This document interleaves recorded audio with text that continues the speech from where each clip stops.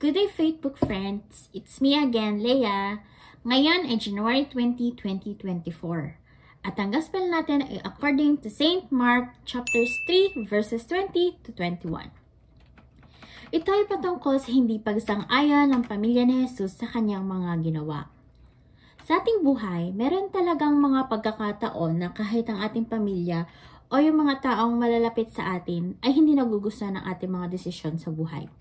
Marahil ito ay dala ng kanilang pag-aalaala or dahil hindi talaga nila naintindihan ang mga bagay-bagay sa ating buhay.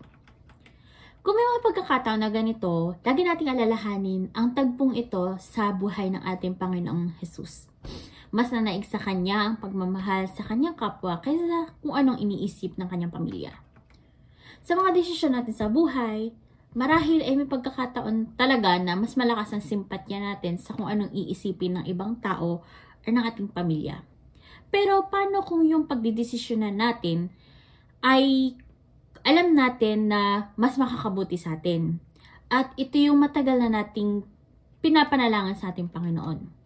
Kakayanin ba natin na hindi tanggapin ang pinagkaloob niya?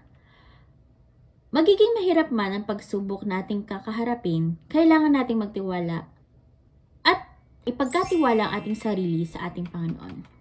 Dahil naniniwala ako na lahat ng ibinibigay sa ating pagsubok ay magandang patutunguhan.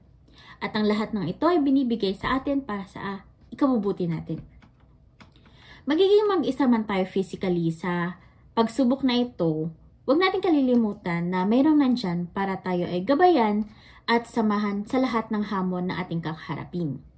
May kasama tayong maglakbay at handang umunawa sa ating mga pagkakamali. Ang mga pagsubok ay hindi ibinibigay ng Panginoon para tayo ay pahirapan.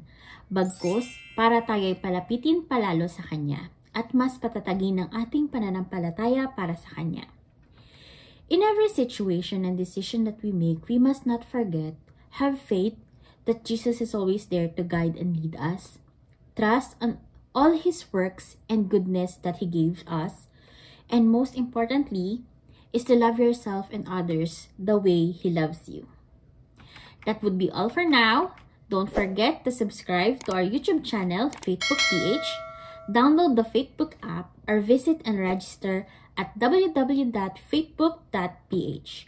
Thank you very much and have a good day, everyone.